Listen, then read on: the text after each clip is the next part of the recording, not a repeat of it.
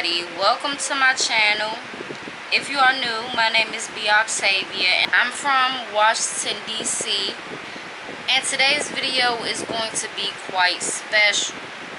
Now, in honor of my Big Head Gary video doing so well, very unexpected to me, looking back on it. I feel like that was one of the first videos where I really got deep down into street life in the 90s, and that video is very special to me, covering people that came before me, whether they did everything right or some things wrong, and whatever the case is.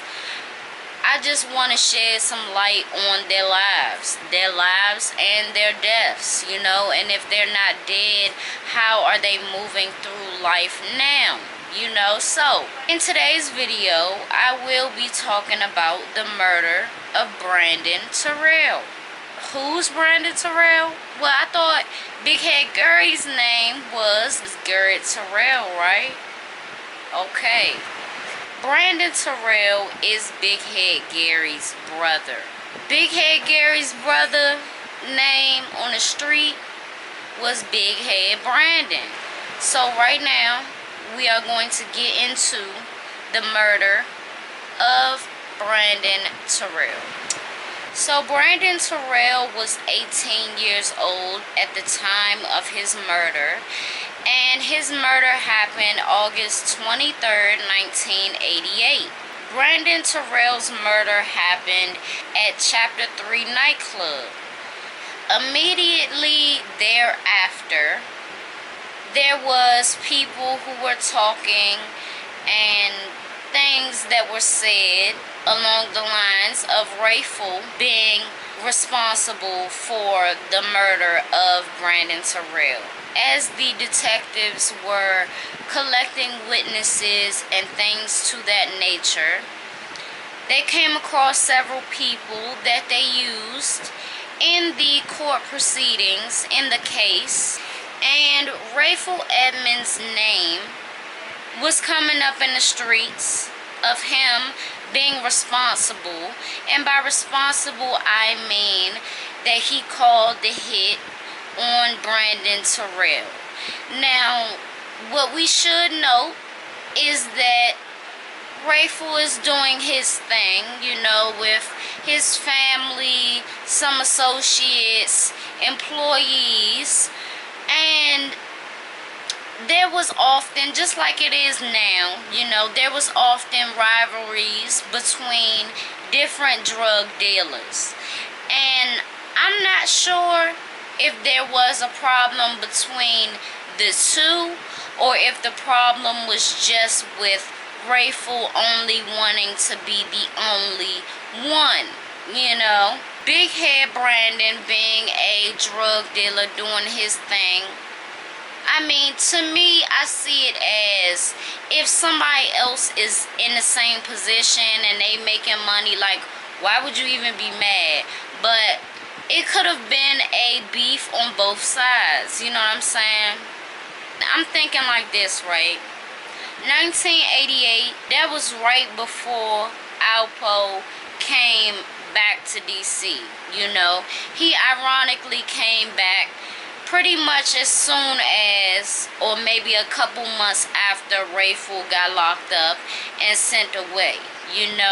Ever since Rayful got locked up in 1989, he has not been out. He released now. Matter of fact, Michael Frey was in the middle of a lot of that shit because he was trying to be the peacemaker and make shit like this not go this far. Unfortunately, this couldn't be controlled, and as far as Michael Frey is concerned, like, that's what I'm saying about being a peacemaker. Like, you can't stop everything, and everybody don't like peace, And a lot of the situations that he was trying to put peace to had Rayful's name all over it. Rayful is a lot like Alpo And y'all will start to see those common traits as I'm speaking and as I keep dropping videos, because this will be a part 2. I say that because Rayful like to call hits on people too. He like to get his entourage to actually do what he wanted done. And I already told y'all how much I don't respect that. You know what I'm saying?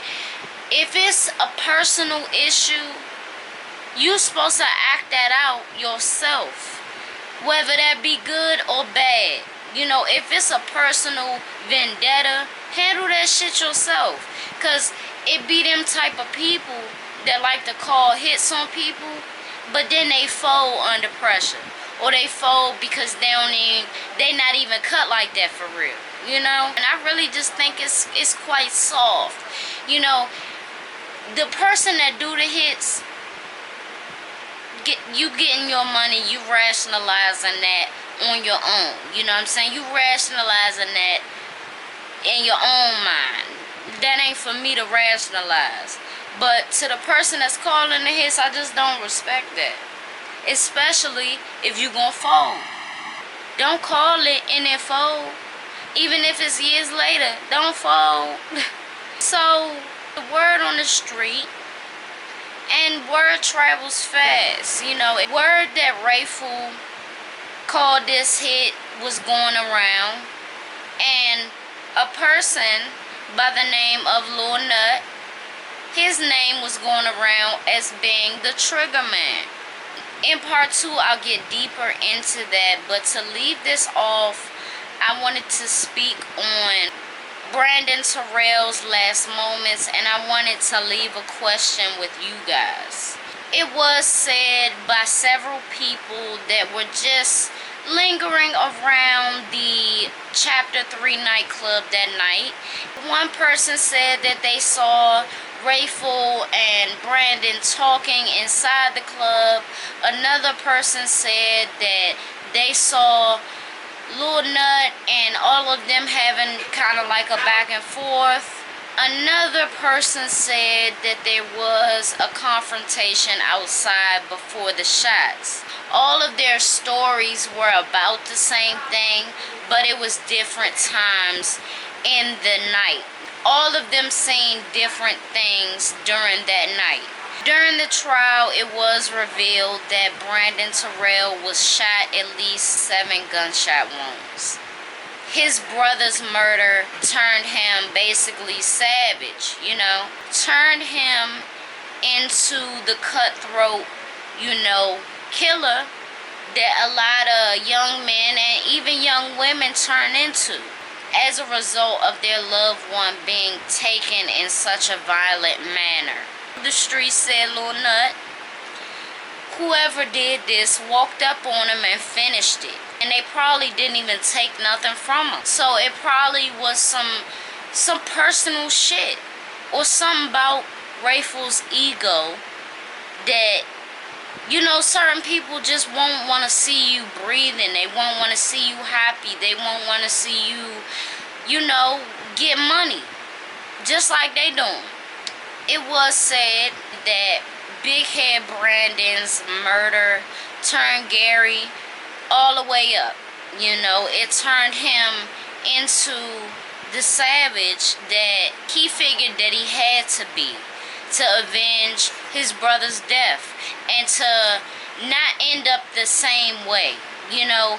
And it's very sad because I think that it was his goal not to end up the same way, but it really does matter who you associate yourself with, who you do things for, who you get money with, how y'all getting this money.